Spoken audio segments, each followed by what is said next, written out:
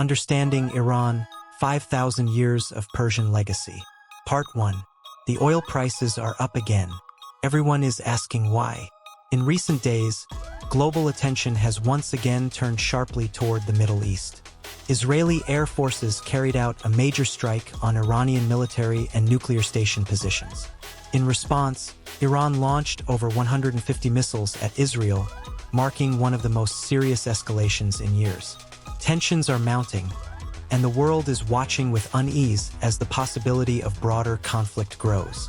Amid this rising storm, the world is asking once again, what is Iran?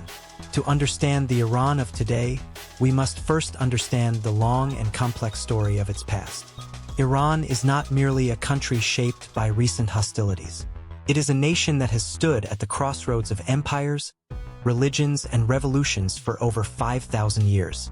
Yet when we study world history, much of what we learn centers on the West. We know the stories of Rome, Greece, and Europe. But Persia, the ancient name for Iran, often enters that history only as the enemy. In Hollywood films and Western textbooks, Persians are reduced to invaders or villains. The movie 300, for example, portrays them as deformed monsters, far removed from the rich civilization they actually represented. But the Persian story is not a side note.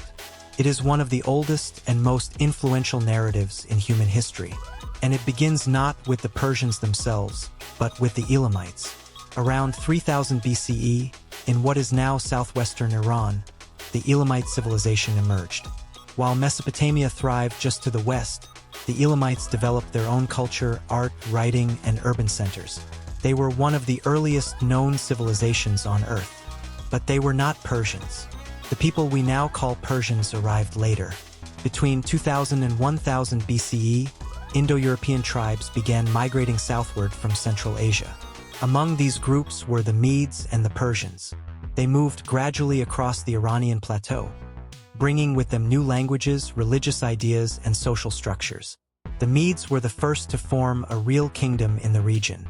Around the 7th century BCE, they established what is known as the Median Empire.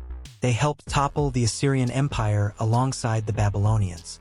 Though the Median Empire was eventually overshadowed, its legacy lives on. Modern-day Kurds are often considered descendants of the Medes. Today, the Kurds remain one of the largest stateless ethnic groups in the world, spread across Iraq, Syria, Turkey, and Iran. Despite their numbers, they have no country of their own. After the Medes came the Persians. Under a leader named Cyrus, the Persians overthrew their Median rulers and established one of history's greatest empires.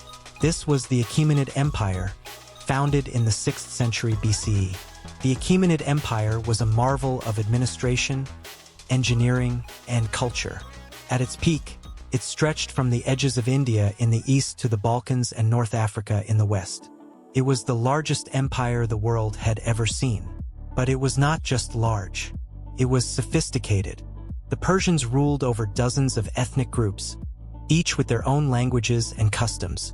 Rather than destroying local cultures, the Persian kings often embraced them. They allowed conquered peoples to keep their religions and traditions.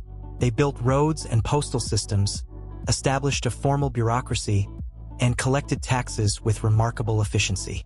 Cyrus the Great, the empire's founder, is remembered not only in Iran but also in the Hebrew Bible. After defeating the Babylonians, he allowed the Jews who had been exiled to return to Jerusalem and rebuild their temple. This act earned him praise as a liberator, not a conqueror. His policies of tolerance and inclusion set a new standard for imperial governance in the ancient world. Cyrus was followed by Darius and Xerxes, rulers who expanded the empire further and confronted the rising power of the Greeks. These confrontations led to the famous Greco-Persian Wars, including battles at Marathon, Thermopylae, and Salamis. The Battle of Thermopylae, in particular, became the stuff of legend. A small force of Spartan warriors held off the massive Persian army for days. Though the Spartans were ultimately defeated, their stand became a symbol of defiance. Modern films and stories have mythologized the event, but the reality was more complex. The Persian Empire, with its vast resources and multicultural population, was not a horde of monsters, but a sophisticated civilization engaging in strategic warfare. To understand the identity of ancient Persia, we must also understand its religion. Before Islam ever reached the Iranian plateau, the people there followed Zoroastrianism.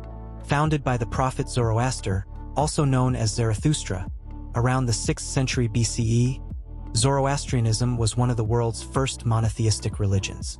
It taught that the world was a battleground between good and evil. Ahura Mazda, the supreme god, represented truth and light. Opposing him was Engra Mainyu, the spirit of deceit and destruction. Humans, according to Zoroastrian belief, had free will to choose between good and evil. The consequences of these choices would determine the fate of their souls.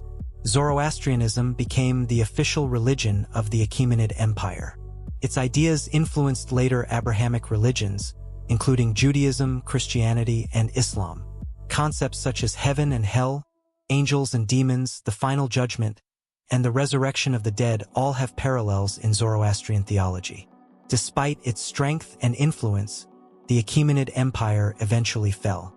And it fell not to a regional rival, but to a young Macedonian king from the west. Alexander of Macedon, known to history as Alexander the Great, launched a lightning campaign against the Persian Empire in the 4th century BCE. His armies defeated the Persian forces, captured the capital city of Persepolis, and brought the Achaemenid dynasty to an end. Alexander's conquest was swift but dramatic.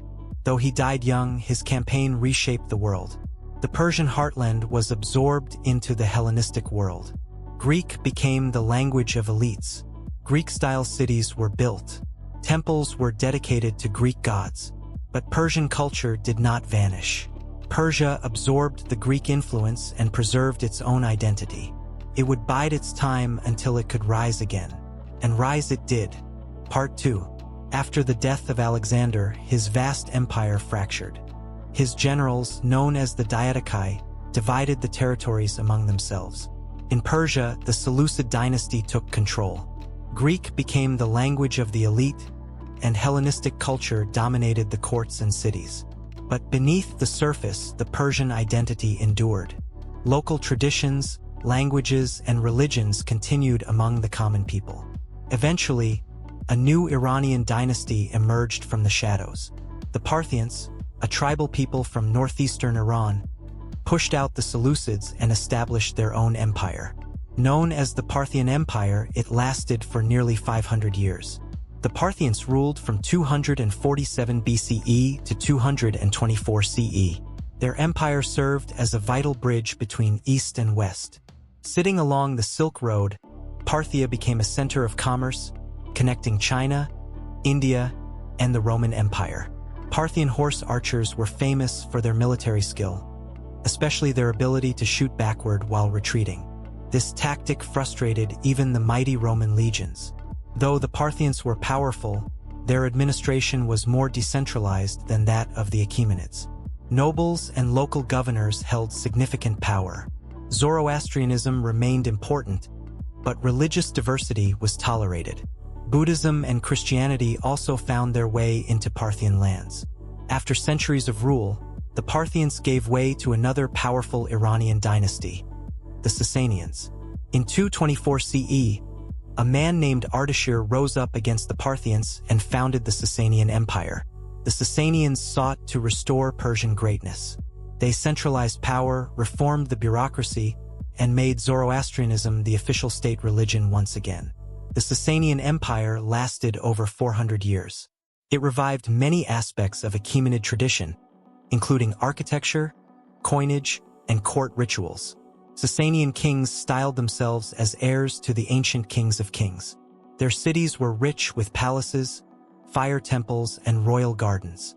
The Sassanians also engaged in frequent wars with the Roman and later the Byzantine Empire. These clashes shaped the politics of the region for centuries. The two superpowers fought over Armenia, Mesopotamia, and control of trade routes. While the borders shifted back and forth, neither side could gain lasting dominance. Sassanian society was highly structured. The king stood at the top, followed by priests, nobles, and warriors. Beneath them were merchants, farmers, and artisans. Zoroastrian clergy wielded considerable influence. Other religions, including Judaism and Christianity, were tolerated but monitored. By the early 7th century, the Sassanian Empire faced growing internal problems. Heavy taxation, religious pressure, and dynastic disputes weakened the state. Then came a final catastrophic war with Byzantium. The Sassanians captured Jerusalem and even reached the gates of Constantinople, but the Byzantines struck back and drove them deep into Persia. Both empires were exhausted, their resources depleted, their people were disillusioned, and just as they staggered back from war, a new power emerged from the Arabian Peninsula. In the 7th century, the armies of Islam erupted onto the world stage. Led by the successors of the Prophet Muhammad, known as the Caliphs, Muslim forces moved swiftly across the region.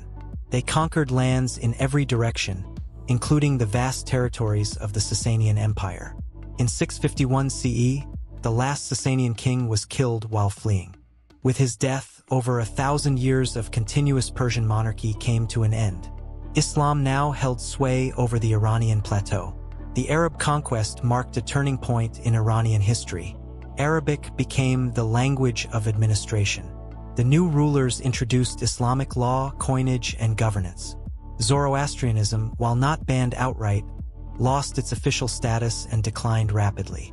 Many Zoroastrians converted to Islam over the following centuries, though small communities still survive today. Yet Persian identity was not erased. It adapted. Even under Arab rule, Persians continued to play vital roles in administration, scholarship, and the arts. Persian thinkers translated Greek texts into Arabic. They advanced science, philosophy, and literature. Persian poets and historians began writing in Arabic, blending Islamic ideas with Persian traditions. In time, Arabic and Persian cultures would become deeply intertwined. But the Persian language did not disappear. It simply changed form. A new version of Persian, written in Arabic script and infused with Islamic vocabulary, began to emerge. This would eventually become the modern Persian language, also known as Farsi. It would become a powerful medium for poetry, science, and statecraft across the Islamic world. As the power of the original Arab caliphs weakened, new dynasties arose, some of them Persian in origin. One of the most significant was the Samanid dynasty, which ruled in the 9th and 10th centuries.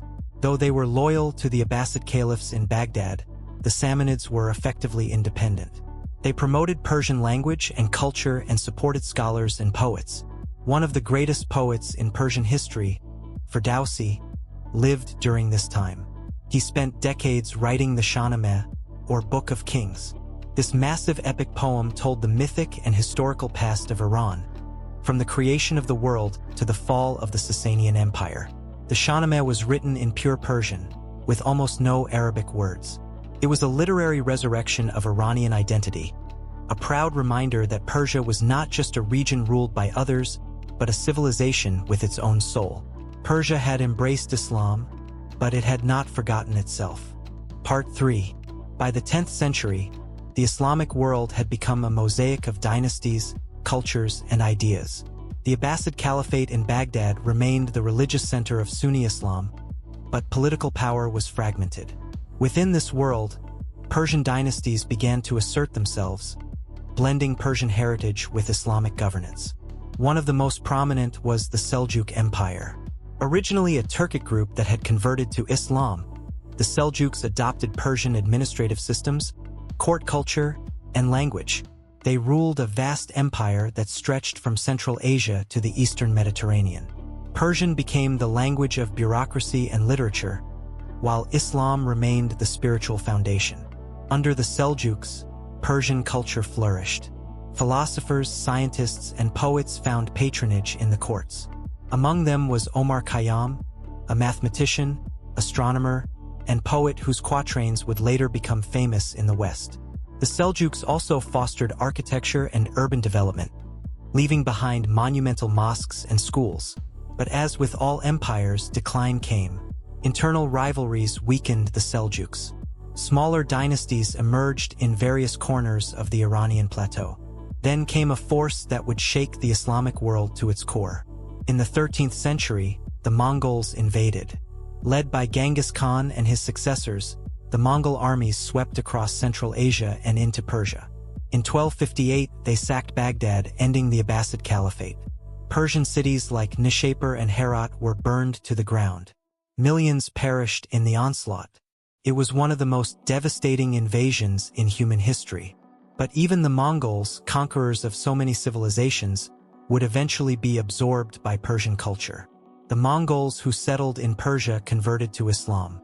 They established the Ilkhanate, a Mongol successor state that ruled much of Iran in the 13th and 14th centuries.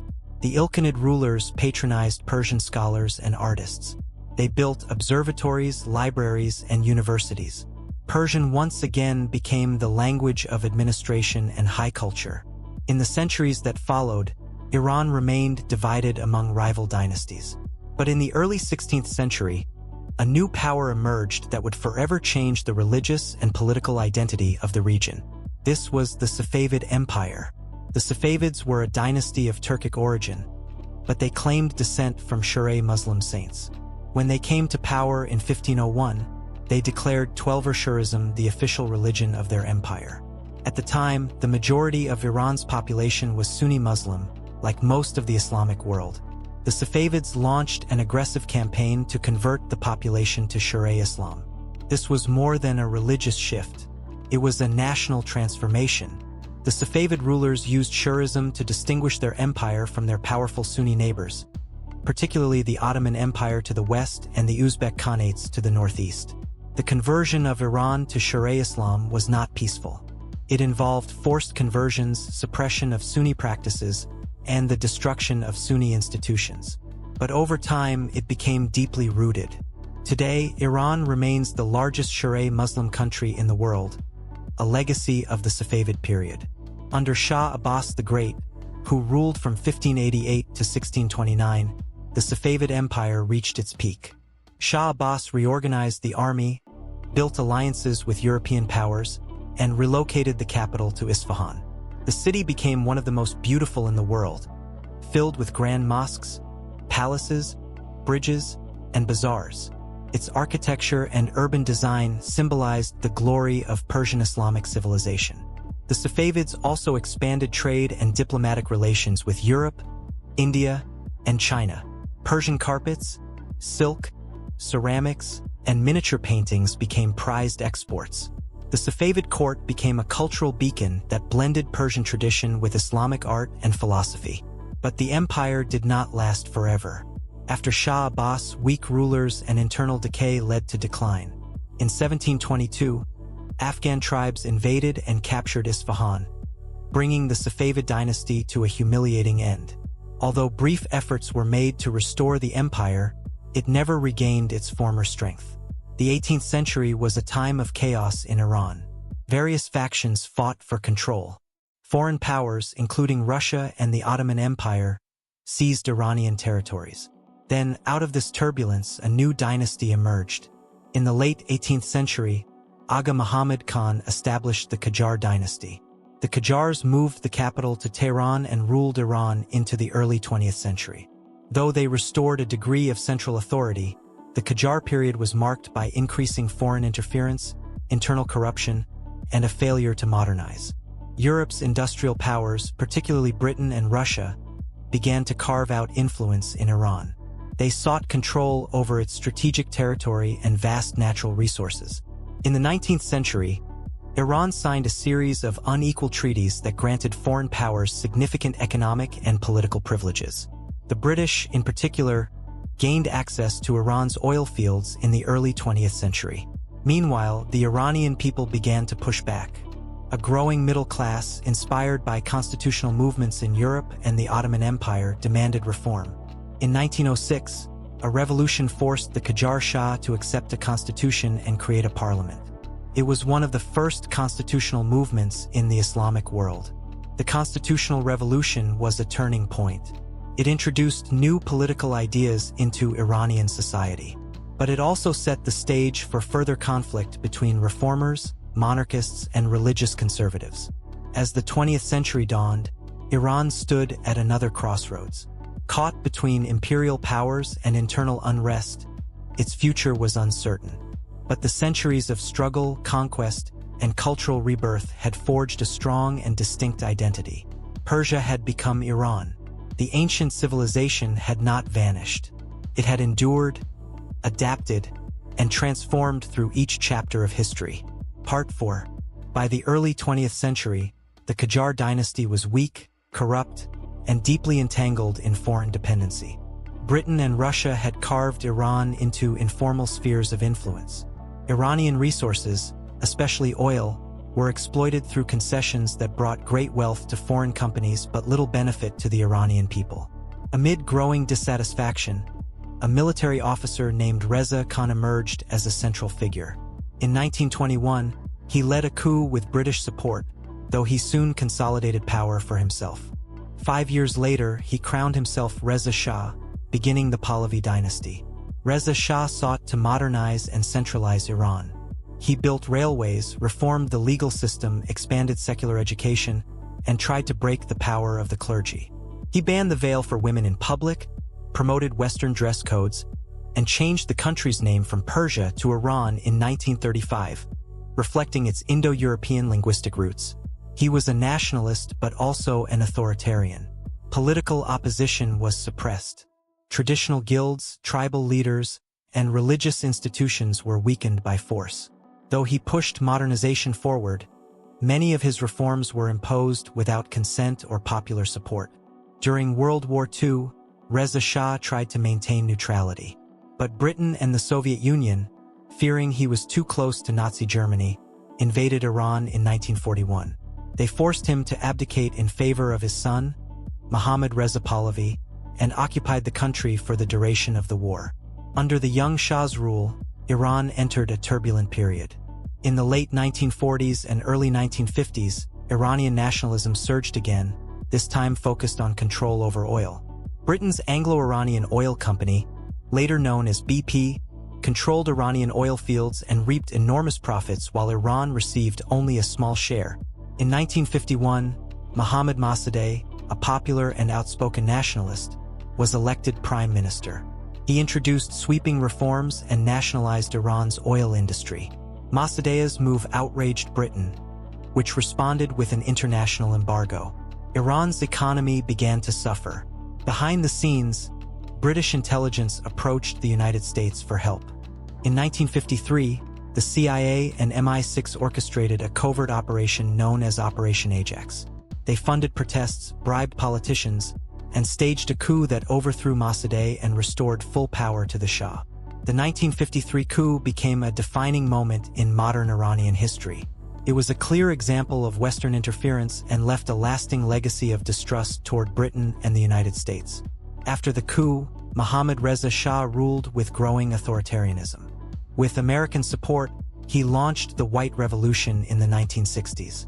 It included land reform, women's suffrage, infrastructure development, and educational programs.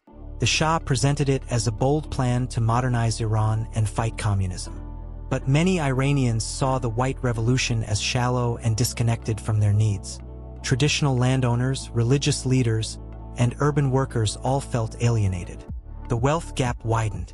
Political dissent was brutally suppressed by Savak, the Shah's secret police. Torture, surveillance, and imprisonment became common tools of the regime. One of the Shah's most vocal critics was Ayatollah Ruhollah Khomeini, a senior Shi'a cleric. He opposed the Shah's secularism, authoritarianism, and ties to the West. In 1963, Khomeini was arrested and later exiled, but his sermons were recorded, smuggled into Iran, and widely circulated. Over time, he became the spiritual leader of a growing resistance movement. By the 1970s, Iran appeared modern on the surface. Skyscrapers rose in Tehran. Oil revenue funded highways, factories, and military hardware. But beneath the surface, resentment was growing.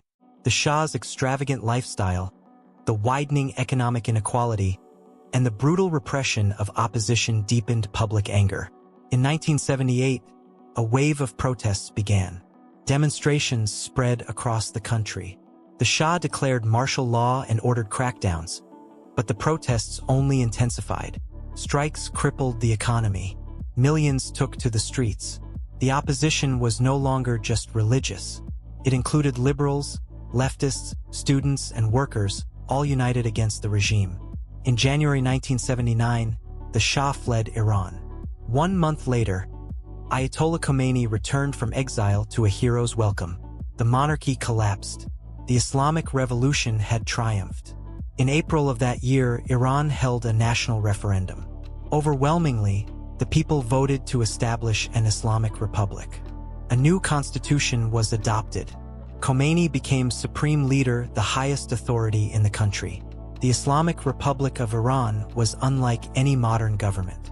It combined republican institutions like a parliament and a president with a theocratic system led by clerics. Power was ultimately vested in religious leadership. Sharia law was introduced. Women were required to wear the hijab. Western influence was purged from media, education, and culture. In November 1979, a group of militant students stormed the American embassy in Tehran. They took 52 Americans hostage, accusing the United States of harboring the exiled Shah and conspiring to restore him. The hostage crisis lasted 444 days. It enraged the United States and led to a permanent rupture in relations between the two countries. Iran had once been a key American ally. Now it was viewed in Washington as a revolutionary state and a threat to regional stability. Part 5. The Islamic Republic was barely a year old when it faced its first major war. In 1980, Iraqi President Saddam Hussein launched a full-scale invasion of Iran. He believed that Iran was weak and divided after the revolution. He also saw an opportunity to seize territory, particularly the oil-rich province of Khuzestan. Backed by some Arab neighbors and quietly supported by the West and the Soviet Union, Saddam aimed to deliver a quick and decisive blow. But the Iranians did not collapse. Instead, they rallied. For 8 long years, the Iran-Iraq War raged. It was one of the bloodiest conflicts of the 20th century. Over 1 million people were killed or wounded. Cities were bombed. Chemical weapons were used. Front lines shifted back and forth, but no clear victor emerged. The war became a defining moment for the Islamic Republic. It used the conflict to solidify internal control, glorify martyrdom, and portray itself as the defender of Sharia Islam against foreign aggression. Propaganda, religious symbolism, and mass mobilization unified the country. The young generation that fought in the war would later rise to power as veterans of the revolution. In 1988, the war finally ended with a United Nations-brokered ceasefire. Iran's economy was in ruins. Cities were destroyed, but the regime had survived. 1 year later, in 1989, Ayatollah Khomeini died. He was succeeded by Ayatollah Ali Khamenei, who remains Iran's supreme leader to this day. Though Khamenei lacked Khomeini's charisma, he consolidated power through the Revolutionary Guards, the intelligence services, and the judiciary. In the post-war years, Iran began to rebuild. The 1990s saw periods of cautious reform. Under President Mohammad Khatami, elected in 1997, Iran experienced a wave of social openness. Newspapers flourished. Students demanded more freedom. Women entered universities in record numbers. There was even a thaw in Iran's rhetoric toward the West. But the reform movement was met with resistance from conservative institutions. The supreme leader, unelected clerical bodies, and hardline judges blocked many proposed changes. Khatami's supporters grew frustrated. Momentum slowed. In the early 2000s, Iran's nuclear program became a global concern. Iran insisted it was for peaceful energy use. But Western powers, particularly the United States and Israel, feared Iran was seeking a nuclear weapon. The issue became central to international diplomacy. Tensions escalated under President Mahmoud Ahmadinejad, elected in 2005. His defiant tone, denial of the Holocaust, and fiery speeches drew global criticism. Sanctions were tightened. Iran's economy suffered. At home, the regime grew more repressive. In 2009, mass protests erupted after a disputed presidential election. Millions took to the streets, accusing the government of fraud. The demonstrations, known as the Green Movement, were crushed by force. Thousands were arrested. Dozens were killed. But the protests showed that many Iranians, especially the youth, still longed for change. In 2013, Hassan Rouhani was elected president on a platform of moderation and engagement. He pursued a deal with world powers over the nuclear issue. After intense negotiations, the Joint Comprehensive Plan of Action was signed in 2015. In exchange for limits on its nuclear program, Iran received relief from international sanctions. The deal raised hopes. Foreign businesses began to return. Iranian oil flowed back into global markets. But the optimism did not last. In 2018, the United States unilaterally withdrew from the agreement under President Donald Trump. Sanctions were reimposed. Iran's economy once again plummeted. Inflation soared. Frustration mounted. The following years saw rising tensions. Iranian tankers were seized. Nuclear scientists were assassinated. Military commanders were killed by drone strikes. Cyber attacks, covert operations, and proxy conflicts across the Middle East intensified. Iran's influence expanded in Iraq, Syria, Lebanon, and Yemen, often through Shia militias aligned with its interests. Meanwhile, inside Iran, daily life grew more difficult. Economic hardship, political repression, and social restrictions weighed heavily on the people. In 2022, the death of a young woman named Mahsa Amini, arrested for allegedly violating the hijab law, sparked a new wave of nationwide protests. Women removed their headscarves in public. Demonstrators chanted against the government. Once again, the response was violent. Hundreds were killed. Thousands were detained. But the calls for freedom continued. Today, Iran stands at a crossroads. It is a regional power with a proud civilization and immense natural resources. It has a highly educated population, a rich cultural heritage, and a strategic position linking East and West. Yet it is also burdened by sanctions, isolation, internal divisions, and an aging political elite. The future of Iran remains uncertain. Some hope for reform. Others demand revolution. The government clings to power, while the people push for dignity and opportunity. But one thing is clear. Iran is not a mystery. It is not a caricature. It is not just a headline or a threat. It is a living nation with 5,000 years of history, from the Elamites to Cyrus the Great, from Persepolis to Qom, from Zoroaster to Khomeini, from empire to republic. Iran has endured, transformed, and survived. It will continue to shape the world, just as it always has. Thanks for sticking with us to the end. If you found this story engaging, hit subscribe for more fascinating history.